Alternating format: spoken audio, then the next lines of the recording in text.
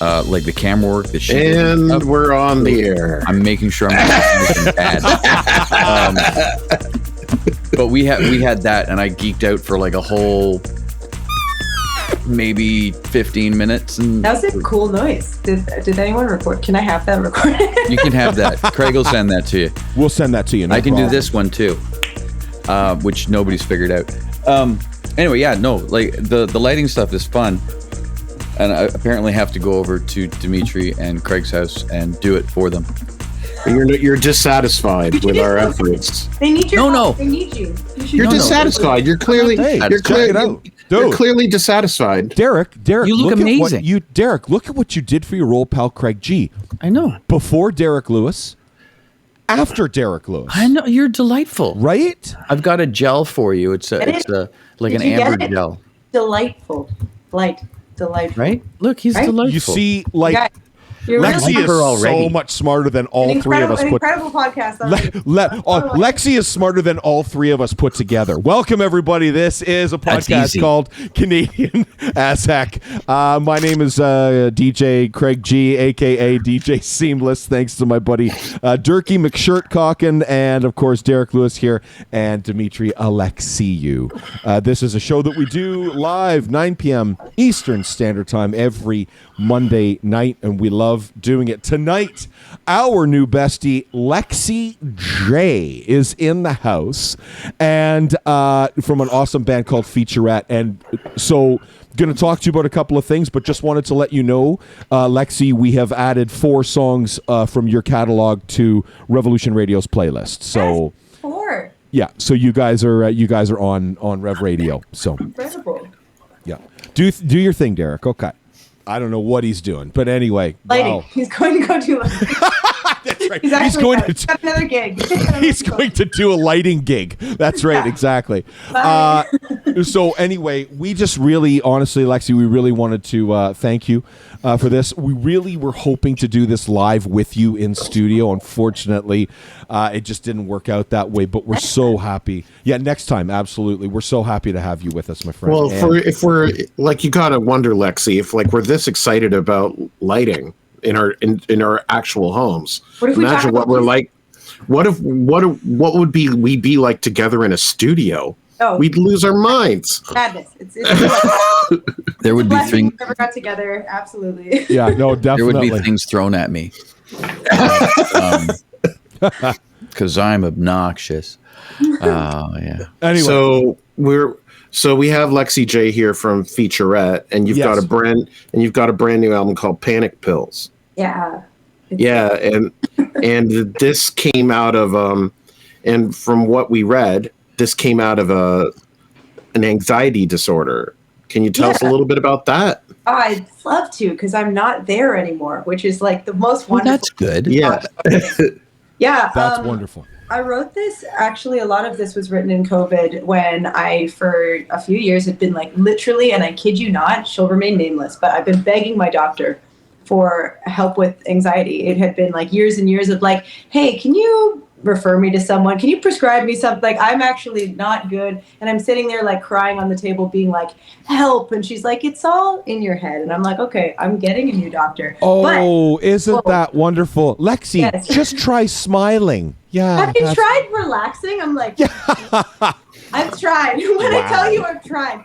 Anyway, Wow. So basically I decided that I'm going to write it out of me because it was the only option that I had. Music is therapy. If you've ever been near a musician or you are a musician, you obviously know that. So 100%, I just started taking the individual evils in my life and putting them packaged into a little song capsule where I could just like have the whole idea encapsulated away from me, separate, outside of my body, gone, so that I could start to heal from those things. So that's what I did, and we came up with 9 tracks that supported that, and pretty interesting journey of all different kinds of, I guess, panic. But it's a bop, though. It's not like you listen to it and you're like, I am full of Yeah, it anxiety. really is. It You're really is like transmuted from the anxiety. So yeah, it's a cool thing. So you're not there anymore because of the journey, the artistic journey that you took. Yeah, it worked. It worked. Okay. Yeah. So not copious medications? No, actually, Yay. not No, the substance I got addicted to in this case was the art making itself. So now I find myself like a full-time, like through the journey of this record, actually, I haven't even thought about this yet. I'm now like a full-time singer, songwriter. I write for other people. I'm part of a writing and production duo called Illegal Audio at the studio that was built during the making of this record as well. It like totally took over my life. And like when I realized that I could take it seriously for myself, I was like, I'm now going to take it seriously for everybody else too. I'm just actually really going to take this serious. Good for you. That's awesome. Good headspace. So you're the partner, John Fedorsen? Featurette. Featurette. Yeah. Got it. Okay. Yeah. Just wondering how to say his last name. Featurette. Okay. So just wondering if you could take us back, because this is an incredible journey that you've actually been on. As far as influences go, can you actually start? Could you let us know what your influences are, and then if you can actually just sort of weave those influences into how you essentially started writing music? Like, how long has it been actually since you started writing music? It's been a minute. Yeah, John and I started as a duo.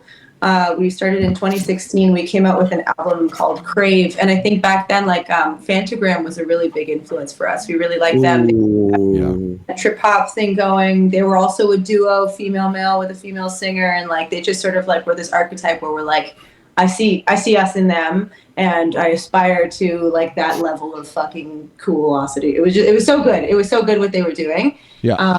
I especially really like their album 3. I think that's a really cool record. But we had as well, our producer at the time was Mark Kosher, and just like we give him a song and he'd be like, okay, here is the actual thing. We're like, oh damn, like I would have never thought of it that way. He's a production genius. And the more we started working with him, the more we were like, do you want to be part of do you want to come with me? Actually, you sit with us now, and so now he's part of the project, and we're a trio. And all these other influences started coming in the more we sort of involved Mark, and then eventually had him become fully part of the band. But I think in our bio we talk about how Flume was a big influence for us, and the sounds around that time from like his last record, Palaces, I think it was. That one was big for us. And then, of course, Billie Eilish all over the place, but in so many different respects, like OG Billie to now Billie and everything in between. But for all of us, the big thing was Radiohead. We're like super, like it might not come through in the sounds, but in the tension, you know? Okay. We're all like super obsessed with that. That's like our joint origin story is Radiohead. Do each of you have like a favorite Radiohead period or a favorite Radiohead album? We should compare. I think we're all pretty versatile when it comes to that, but I don't know. I think In Rainbows is a really controversial one where it was like very divisive. I found around that time. It's divisive. Yeah, I'm sorry. I could talk all month about Radiohead. Yeah. Okay. You really can. In Rainbows was definitely divisive for. I didn't know that. I thought it was, to me, In Rainbows is one of the best things they ever did. You know? I agree with you. I just think some of the more hardcore fans were like, "What is this bullshit?" And like that was a real like. Oh, they've been saying that about 8 Radiohead albums in a row. That's why they're so cool. It's the same as Billie. It's like it's not one thing. It's like, oh, I love the sound of Billie Eilish. What do you mean? That's like 20 sounds. Like none of those things go together. They don't even make on the same record unless you follow the voice and the through lines and like the motifs and like all that. Anyway, the three of us. Finn's a genius. Finn is a genius in that aspect. They both are, and I think the three of us are really we're really creative. Like we're creators. Actually, we all went to like music school and like did the thing and like got way too nerdy about it. So I think this is a product of not just the influences, but also like our joint venture of like way too much nerding out on a particular topic. So where'd you go to school? I went to U of T. I was in the opera program. Wowie. What? And then I was like, you know what? Actually, I don't belong here. I have blue hair. I have to leave. Okay. This is never gonna work. I have tattoos. Actually, an opera singer with blue hair. I want to see a show like that. You know? I've seen some stuff out of New York recently where and I hate using the term alternative because alternative is such a mainstream right now. Literally. But literally, and has been since like '96. But there's a divergence from the pseudo bunny rabbit ears norm or normative of like if we're doing if we're doing Othello or we're doing Hamlet or we're doing whatever Shakespearean running through my head. That's all I have right now. There can be again alternative aspects to it. The story can be told differently. Yeah. Right? Like you don't have to, like, nobody has to have their hair all cranked up and wear 19 petticoats and go on stage. And modern productions, modern stage makeup, modern takes on things all the time. When they do minimalist things, it's crazy. They do maximalist things, it's crazy. But it's like, it's an interesting art form because it's like, it's preserving history. It's not really like moving the art forward necessarily. It's more of like a time capsule, and they're like, look at this now again. And people are making modern operas, but it's like, it's just a different vibe. I think we're looking to comment more on the right now was our goal, so that's why I had to go. There's a classical singer, and she's done a whole whack of awesome alternative kind of gothic stuff. Diamanda Galas. Do you know who that is? Oh, I'm gonna check. Chance? Oh, so yeah, we'll put that. She's in the stream chat horrifying. here for you. She is horrifying, She's but scary. wonderful. So anyway, I will put this in the chat here. For Is this like you a so that poppy you can see it. situation or what? No. She's not pop. No, she's not definitely pop. not. No, very alternative. She's very avant-garde. Yeah. Does crazy things with her voice, to the point where, like, that's kind of what's scary about her. We did actually some classical singing, or like stacks of choirs that were a little more than just like pop or alternative singing, modern sing. I don't know even what you would call that, but we did weave it into the first song on the record. In Fires, we have like a bunch of operatic stuff that's buried in the background there. We made our own sort of sample stacks out of that. It was very interesting process to do. That's so cool. So you'd basically just get in a vocal booth and sing a bunch of stuff and then sample and resample and all that sort of stuff. Yeah, it was like intentional stack building too. It wasn't just like, oh, we'll take this moment. It was like, okay, here's the vision and here's the first layer and the second and third, and then you just like make them this joint venture. It's so cool. It's very so cool. there's an interesting question. How do you feel about vocal booths? Well, I almost never use them. So. Yeah. I think that I have a lot of thoughts on this topic. How liberal can I be?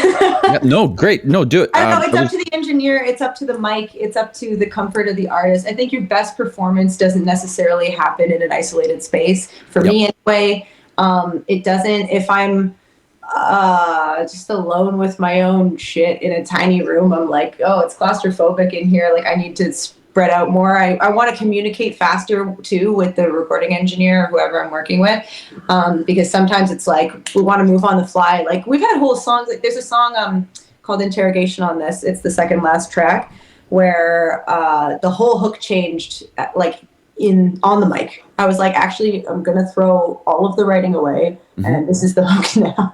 Here we go. Wow. And here's what I want it to be, and like here's how we're gonna catch it. And it's like way better than what it was before. And that song we'd had written, that's the oldest song on the record. We wrote that one in like 2016, and we've been performing it since then. And like finally now, like a couple months ago, it got completed because like finally had the meat in the way that I wanted now on the other side of the healing journey, which was interesting. The reason I asked that is because I recently came across a conversation with Brian Eno, and he was discussing. So the three of us are kind of U2 fans, and it was just Brian Eno talking about Bono. It's like they put Bono in a vocal booth, and he was like, it wasn't him. Right. So Brian's like, well, come out here and come out in the main room of the studio. And he's like, because when we were listening to playback, he like Bono gets excited, and he's like, oh yeah, I'm going to sing this. And he starts singing and doing all kinds of stuff. Yeah. So it's kind of like, it kind of stuck in my head. And I was like, I'm going to ask. No, yeah. Capturing the energy over the like highest quality fidelity vocal, like you're gonna fuck that shit up later anyway, depending on the track. Like, we aren't actually recording classical vocals where the fidelity matters. We're recording like the energy. So like, what is that like? How do you get that out of an artist? I think that's like even more interesting than how do you record it. Like, how do you energetically pull that out of somebody? It's like, that's such a conversation. Well, I think sorry, Dimitri, just really quickly, and then you can get to your point. But I think we have to do. We're talking about doing live events this year, Lexie, with Revolution Radio, and I think you just actually gave us a really, really great idea. Myself and Dimitri are going to be able to just sit on stage with the artists and interview them, and Durkee will put him in a vocal booth off to the side. That's where I should be. That's where I should be. And there should be a mute. There should be a button where I'm allowed to talk and I'm allowed to just. And now over to you, Derek. Yeah. I'm sorry, Dimitri. Sorry, Dimitri. Go ahead. Just like, well, you're talking about like a lot of the studio creation that was involved in Panic Pills, and I was wondering, like, how has it been replicating that on stage, like replicating it live? The album or the studio? Because we definitely the songs, because like you're talking about like how like in Fires, like how you had that layered and everything. So from the production in the studio, how do we take that into our live show? Yeah. Well, actually, that's a great question because it's evolved so much for us. I think when we started playing this music, we were like, okay, it's going to be Girl with the Drum Machine. It's going to be like a bunch of tracks and then just like John hitting a drum kit live and me singing. And I'm like, this is, it got better when we added Mark on the guitar and there was like a little more like live energy on stage. And then the more we started doing that, and like depending on the different bands we were touring with, the more we're like, are we a punk band live? Because the energy is, and like we're changing all the parts, and like, do we actually need the live presentation of our so specifically like made for headphone sort of a sound, or like made for vinyl, or made for like paying attention to sound? Like, do you need that? Because it's not music you like put on at a dinner party.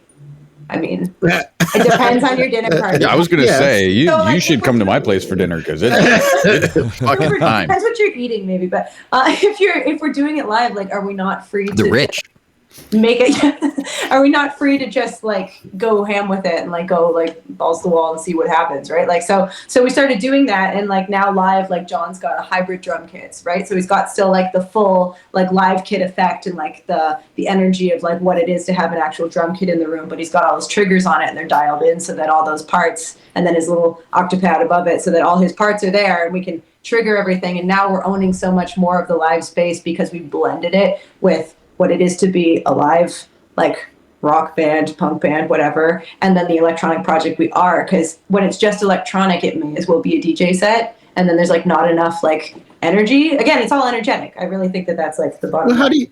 How do you feel about being a punk band? About the idea of I fucking love it. I fucking love it because like it's a totally different presentation of the music, and it's a reason to go see it live. Like if I want to get, I'm not the biggest. This is so controversial. Oh my god, I'm digging. Oh, another controversy! Good. Yay! I'm not the biggest live music fan. I'm just not. I think that like I'm a little on the spectrum. I think that live can be really difficult to interpret if you don't fully know the artist. And I really like to experience an artist live and like just be taken away by it. But then again, there's so many venues where it's like I can't hear what's going on. So unless you're like, you know, playing at the Horseshoe and you're a rock band and I know what that is and I can hear it. If it's something like off the beaten trail a little bit, as we are, it's difficult to like get the full picture. And then I'm like, I could be so easily turned off because I was standing in the wrong part of the room or beside a guy like drinking too loud. Like, I don't know, right? So I think being a punk band live or like having a different energy to it live that's a little more like, like it's just easier to get people's attention and like give a different presentation of the art. I'm 100% with you on the seeing music live. So the last thing, and the three of us were at this thing. The last thing that we went to is we went and saw Boys Night Out did their first show, their first local show back as a band in 15 years at the Danforth. And I ran around with my buddy Lee filming the thing, and I hated my life. Because one, it's loud as fuck. Yeah. Two, I'm on stage. You know, and you know what you hear on stage? Fucking nothing. You hear all you hear is the guy hitting stuff behind you, and he's just slamming, and that's all I hear. And I'm just like, this is no fun. You should have been out. Well, you should have heard it where we were sitting. I did some running around. So the thing is, so I like I like good live recordings because I like the energy of live, live. I love the energy of live music, but I hate being there. Right. So I have the stem. So if it is going to be, if it is going to be live, then you got to present it in a way where it's like easy to understand, right? Because otherwise, there's so much going on. Yes. So I have the stems from the show at Danforth Music Hall of Boys Night Out, and they're spectacular. Sick. Love and it. I'll listen to that. Where you were standing. From where I was standing, I was like, "This is gonna be garbage." Yeah. So, but no, it's wonderful. It's so good. So, wondering, is there a possibility then that Featurette may do a live gig very soon and record a live record? That's an interesting thing. I will take it under advisement that could be a thing of interest. So there's a great. I don't think that's 3 people want that. You know what I mean? I think it'd be fantastic because, again, like if you're saying you're presenting your product in an entirely different way, it would be awesome to have that those two things right side by side on Spotify or in a record store or what have you, right? So I think when we get the following and the demand for that, that's something I would consider. But before that, it's kind of like I want you to have to see it live because it's like, okay, the band name is Featurette. Right? Like we do visuals. That's what we do. By the way. Music videos like crazy. We do like we travel with a light show despite like us not having the most viewers in the world. Like we care so much about the visual presentation of this thing because not only because it's called that, because Mark used to work in photography. Like we direct all our own music videos. Like they're all self-directed and it matters to us what that like presentation is. So just to have the audio, I feel would be a disservice to the like thing we're presenting when we're like in your face and like I kick the whole show. Like it's like high knees the whole time. So then instead of just a live recording, it now has to film it. You should just come to the show. Is that 100%? I will do that. I would 100%. I would do that. It's probably gonna be great, depending on where you're standing. Well, I would stand everywhere. I get one of those like go everywhere all access passes, and I can run all over the place. Yeah, like you were running around with a gimbal at the Boys Night Out show. 100%, I was. Yeah. Yeah.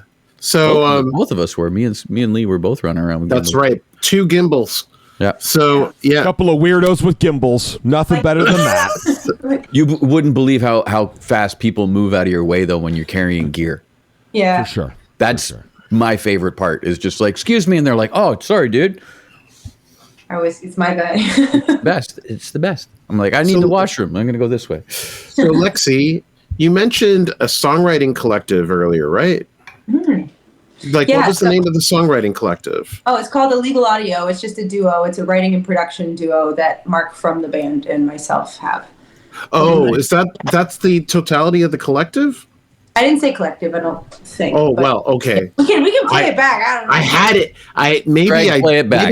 Maybe I built it up in my head too much. You know? Yeah. No. It's a right. Well, I mean, it's worth building up. It's a writing and production duo, and we write and produce for a bunch of variety of artists at this point. Carly Rae Jepsen? No, but we did write with Carly Rae Jepsen's bassist for this record. Ooh. Yeah, Tavish Crow. Yeah, and then the other big co-write on the album was Ryan Gildemond from Mother. Indeed, what a cool guy! Terrifying. All right, how is he terrifying? Tell us about how he's terrifying. He's so tall. He is quite large. Blonde. He looks like somebody where it's like we would. Oh my gosh! Do you want to hear a funny story? Yeah. I get. All right. No. I'll allow it. No. Move on. Something else. So we had a writing session booked with him in Vancouver. This is for Next Life, which I don't know if you've seen the music video, but that's Joe.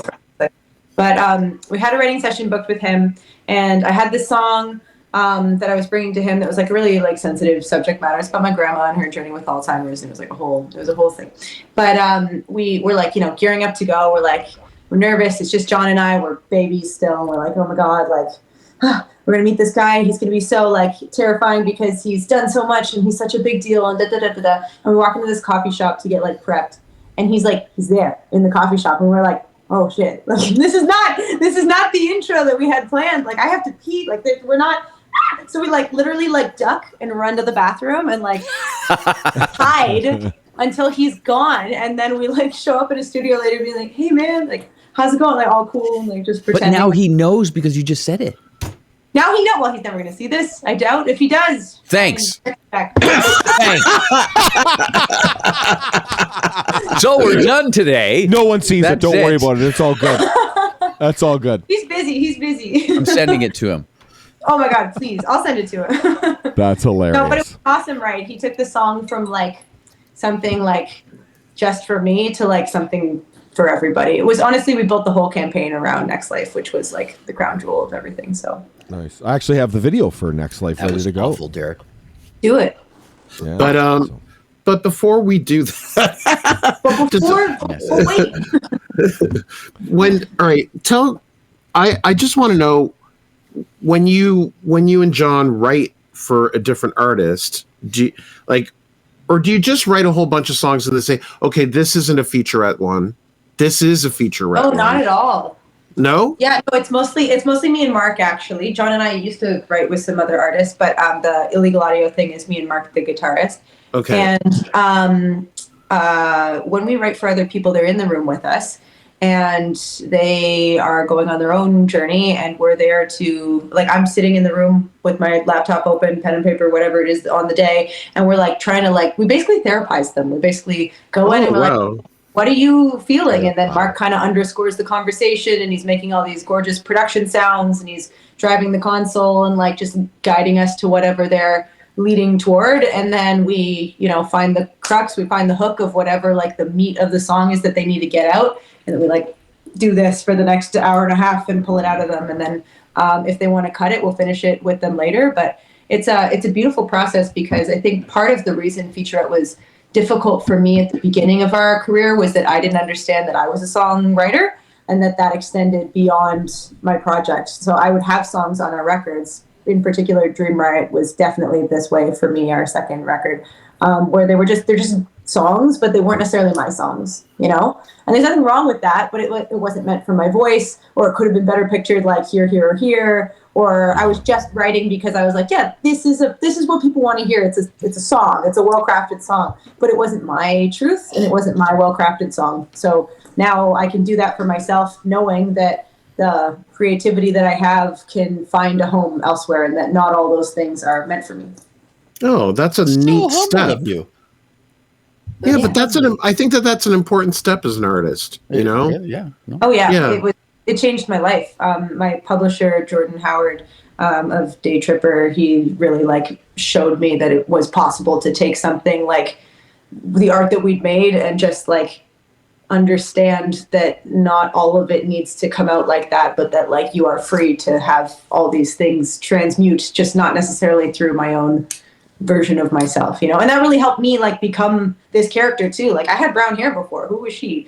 I didn't have any tattoos. Like, I didn't know who I was yet. And I think because I was trying to be this thing that people wanted, and now I've decided that like I need to be something I want. Yes. And then the music really changed. Just so you know, Derek is a tattoo artist.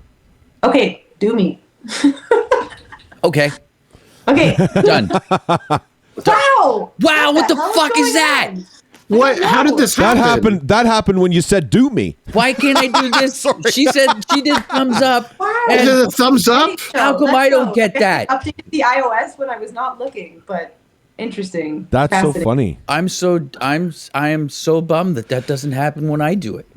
I know, it's on an iPhone. I feel like that's like part of what this is. I don't know. Oh, you're on an iPhone. Okay. Look, fucking lasers. That hasn't worked. is that? Craig, I'm so excited right now. I've got an iPhone too. I'm gonna have to figure this out. This is Your wicked. iPhone is probably an iPhone 2, really. Was there even an iPhone 2? I feel like there was. As a matter of I think it didn't have a round back. As a matter of fact, I will have you know, I got the very first iPhone 3G in Markham because my store opened a half an hour before all the other stores in Markham did, and I was the first in line. Wow. So I was the first person to get an iPhone 3G in York Region.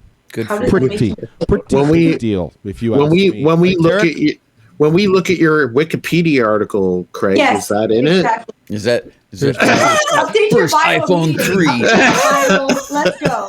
You need this information. it? The owner of the first Apple 3G Come on, there we go. That's what's happening with my I'm putting it lighting in- there.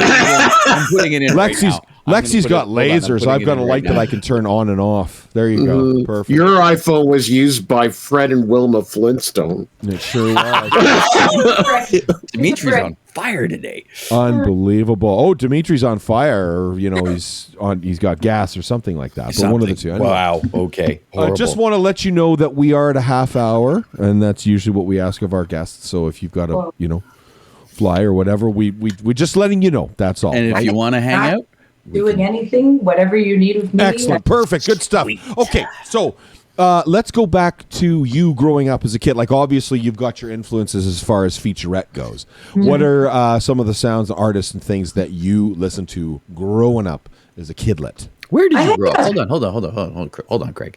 Where did you grow up? Yes. Toronto?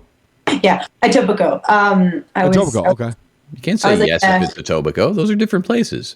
I was an ESA kiddo. I went to Fame High School. So it was fun. So did John. So did Mark at different times. But yeah. Nice. As far as listening to, again, like I've had a really weird journey with music in my life. We could get into that in another podcast, but it's a little more intimate. I had a really weird journey with music. It's always been part of my life. It wasn't always like listening to other things. I had like a interesting childhood with some like dark, twisty twists and turns, which if you've watched some of our music videos, you'd have a little bit of insight into from the past record. But yeah, I think I was always like really involved in the like tactile aspect of music. So it was like there was like violin growing up, and there was piano, and then I went to ESA and I learned music theater stuff, and then I went to U of T and I learned opera stuff, and it was very like music was in the doing of like I was like the vessel for music more so than just like the listening side of things. But I did have a few friends that brought me into the music world and listening to things along the way. My friend Andrew Brennan, shout out, who runs CP24. He's like their anchor now, which is so weird to say because Name like, drop. we're just bros, but like now he's like an anchor. I'm like, that's so funny. Like we'll be at a nail salon. I'll be like, oh, it's my boo. But yeah, he used to show me some cool stuff back in the day. We were like, I don't know, 9 Inch Nails, LCD sound system. Like, so just, it's like all just stuff and things. I never really got into the emo scene, but I would have had I the aesthetic to support my actual depression. I just didn't actually get into the sound. I was doing emo IRL, not just for show. It was just like, it was actually just devastatingly depressed. Emo is really expensive. Yeah, right? I'll say that right out. Now I can have the dark aesthetic. But then I was just like a regular kid who wanted to die. I didn't need a soundtrack to that. I made my own. Yeah. But I was always writing music. I was literally like, even to this day, like I really prefer the quiet so that I can hear like the stupid noises in my head and go get them, because otherwise it's like it's hard to think your own thoughts when you're so wrapped up in other people's, So yeah, no, absolutely. Yeah. Good call. Good for you. That's fucking awesome. So, do you have what do you have? What live gigs do you have coming up? We have a gig, the last gig of our tour with Karis, who was at one point watching this podcast live because she was texting me. She's like, "Who are these people?" I'm like, "These are my." I can text you back. I'm in the podcast. Everybody asks that question. Who the fuck are these people? These are great guys. I'm having a great time. Who are these 3 old white dudes? What's going on? But she and I had a little tour. It was called Till Death Do Us Party tour. I proposed to her with the Ring Pop, and then we put out the single Ring Pop, and we went on tour together. And that song is fantastic. It is not on this record. It's just a standalone single, but like, check it out. That's like quite the piece. But yeah, we have a show coming up at Rum Runners she's still watching. Hi, Aviva. We have a show coming up at Rum Runners in London on the 31st with Bella Rosa, and Aviva texted me the name of the other person right now because I can't remember and I need it to come up on the screen. But yeah, it's going to be a great gig. It is the last in the series of this tour, so we're very much looking forward to that. It also happens to be on Panic Pill's release day, so I'm very excited about that. Nice. Yeah. And are you going to do Panic Pill's CD release? We kind of did. So if you're in London, Ontario, come to that, and that'll be our CD release party, I guess. But we had just the other day at the studio, we had like a pre-album, like friends and Taylor Holden. Thank you, Viva. Taylor Holden and Bella Rosa are opening up for that gig with Karis and myself. And the other day in the studio, we had the band hosted like friends and family, 70 of our closest friends and family and industry humans. And we gave everybody a record and we did like a screening of all the music videos because Featurette, right? So we did we put on our little show and it was so special and so intimate. And we performed the last song, Golden Hour is the focus track for the album. And that comes out with the music video on the 30th is when the music video comes out the day before. And we had the absolute pleasure of playing it top to bottom sonically for our friends. Oh, nice. Right? Because like I said, I was like, okay, live show. I have questionable thoughts about that. And we've been touring it. So people have seen it live now for a little while. But to actually be able to be listen, was so special. And we had the lighting show playing for the songs that didn't have visuals. And then, of course, music videos for the majority of the album that we got to have on this giant screen behind us that was just a lighting backdrop paper, that they can roll out to have a photo studio thing. But we had that from floor to 16-foot ceiling. And it was a whole thing. It was really special. We had popcorn, got a popcorn maker for it. We really did the do. It was great. Amazing. Yeah. So that was that. Good We for you. probably have another one, but for now, that was sort of the for those who needed to know, here you go, Yeah, I think it's really cool that you got this visual focus that you spend almost as much time on as the audio. More. We went to Iceland. More. More. Okay. So- Okay. You went to where? Iceland. Oh God. Yeah. Wow. Yeah. The last music video, we've gone all over the world to make this record, but the last music video, Golden Hour, it's again about my grandmother, and the whole record is not this way, but the ones that were kind of were. She had dementia at the end of her life, like I mentioned, and we were in a really awful car accident. We didn't know that she had it, and we were driving, and we got T-boned, and all the damage was on my side. She was totally fine. She's not with us anymore, but not because of that day.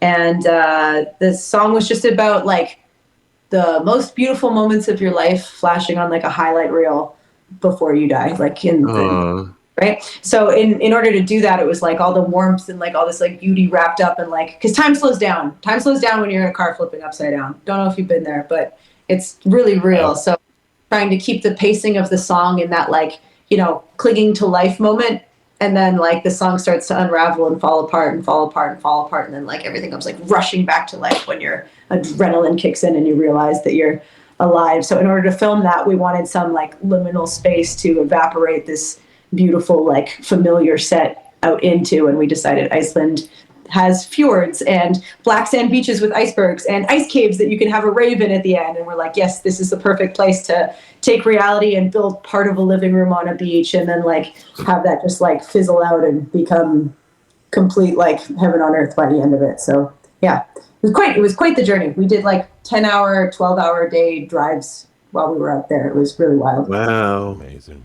Yeah. I want to commend you on your language, by the just the words that just came out of your head. What did I say? I have no idea. When you were describing the landscape of Iceland. I don't remember exactly the word. Craig, play it back. Play it back. I'm sitting and I'm listening to the words. Just listening to you talk. And you're so very eloquently spoken. Don't compliment. Don't be nice to me. I'll cry. Go get out of here.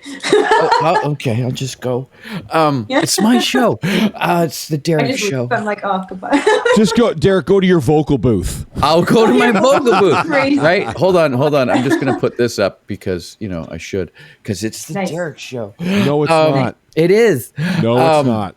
No, it's just you had some really good this whole Pinlight 97 is liminal suggesting. space. Yeah, they're saying that probably blew Derek's mind. I was you don't hear people say stuff like that.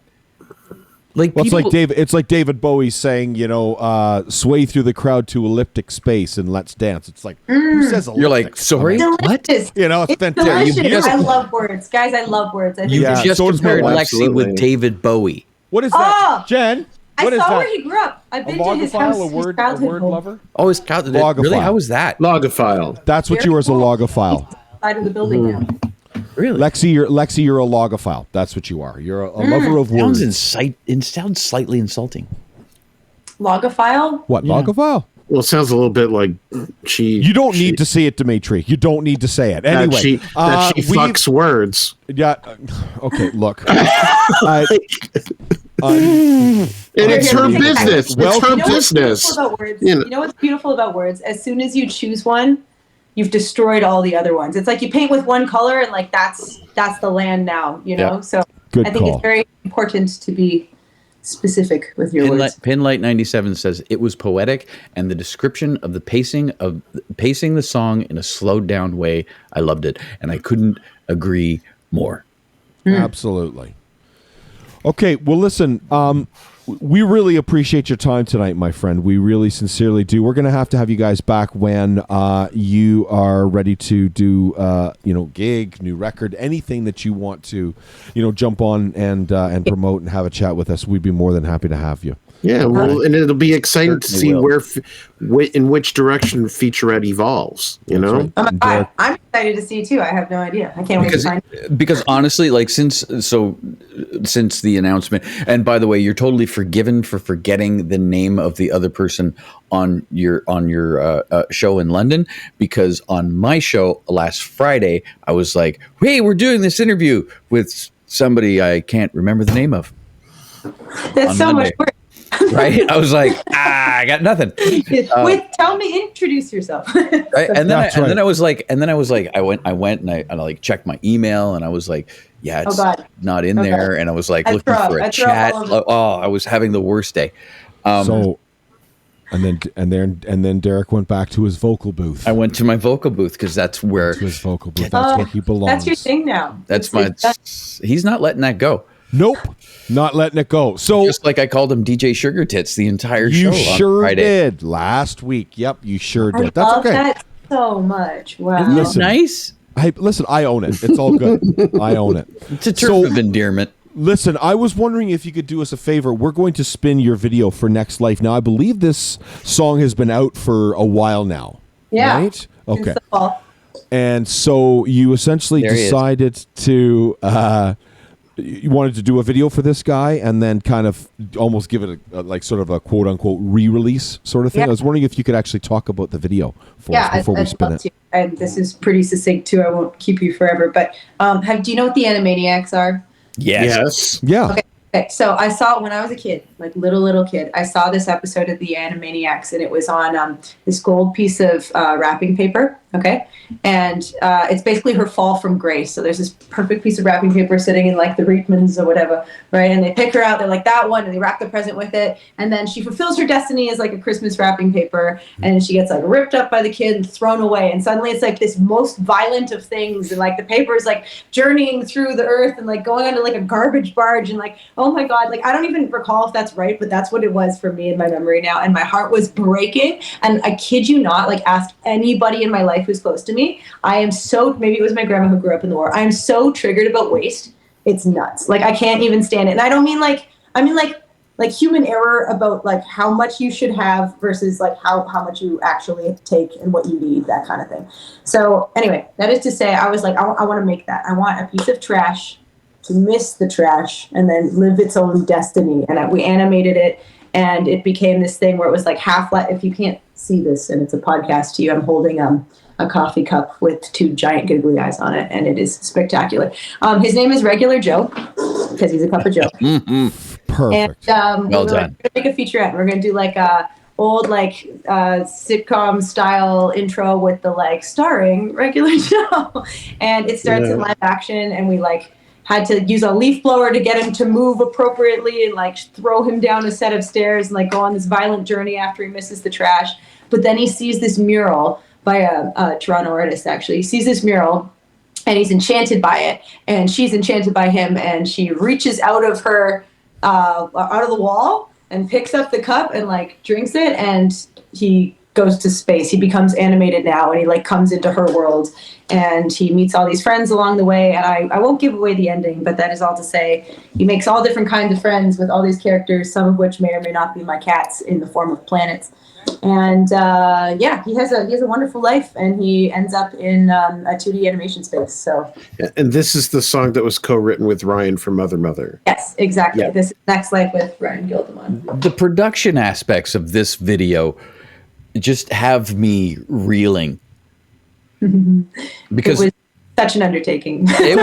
that's because you're like, and then this, and then this, and then this happens, and we go through here and go to, and I'm just like, that's a lot. You did this with our friend. Yeah, you did this with our friend. Live animation like 3 separate times. Like it's not sorry, live action like 3 separate times. He doesn't even stay animated. We were like, we're gonna reintegrate him actually because we're idiots and we just are stupid. That's amazing, but it's really great because you're like, because it shows that you're actually like invested in what you're doing. It's not just like, okay, we'll make a video. You're like, I'm fun with it. Listen, nobody's gonna care. At the end of the day, nobody's gonna give a shit about a band called Featurette.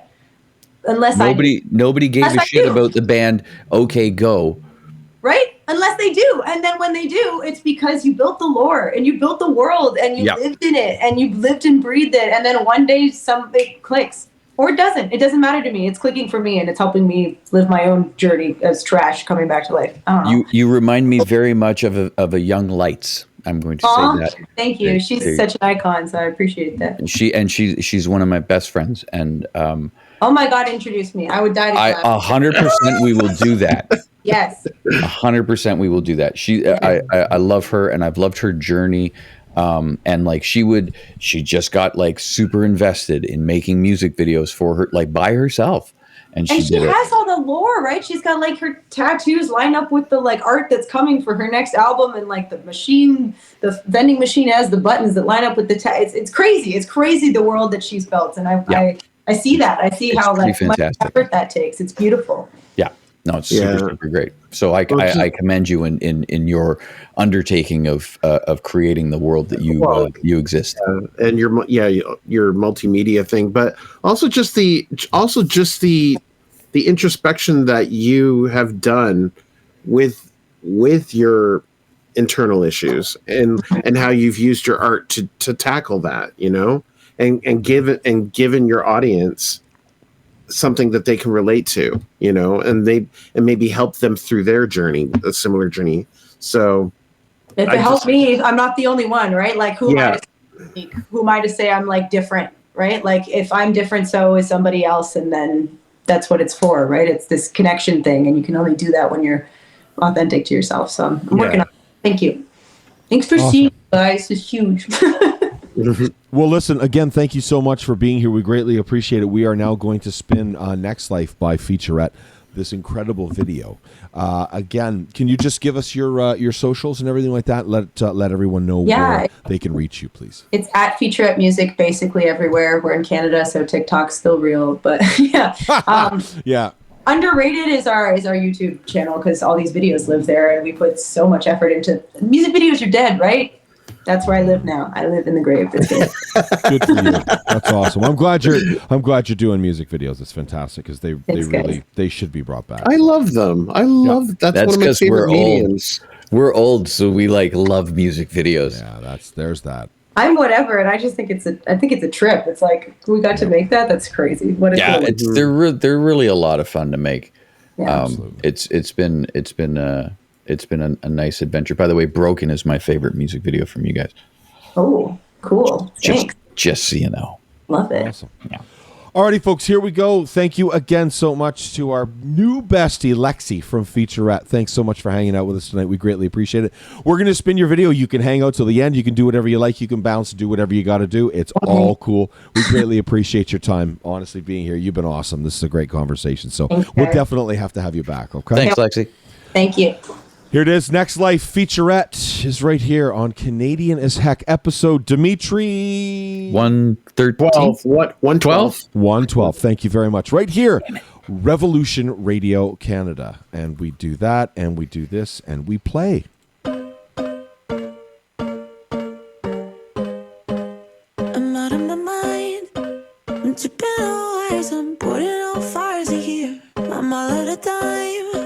I'm running on empty, I'm trying to drive out of my life. Maybe there's another place where my head's not way up in space. Maybe I gotta wait, and maybe in my next life. 'Cause I am manic, in a total state of panic. Maybe in my next life I could live my best life. But I'm a fuck up, I'm using all my luck up. I know it doesn't look right, so maybe in my next life, my next life.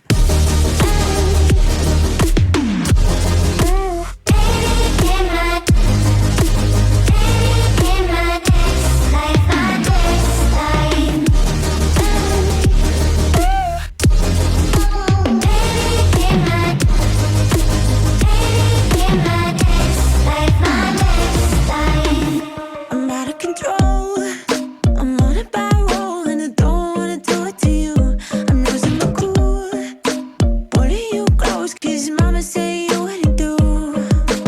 Maybe there's another place where my head's not way up in space. And maybe I gotta wait, and maybe in my next life. 'Cause I am manic, in a total state of panic.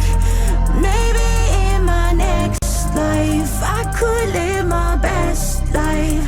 But I'm a fuck up, I'm using all my luck up.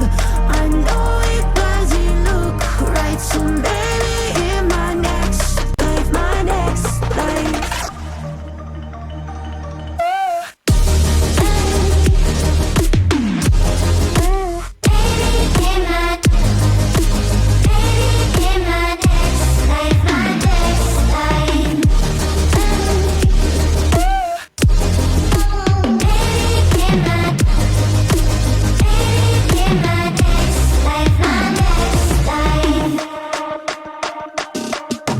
Maybe there's another place where my head's not way up in space. Maybe in my next life. 'Cause I am manic, in a total state of panic. Maybe in my next life I could live my best life. But I'm a fuck up, I'm using all my luck up. I know it doesn't look right, so maybe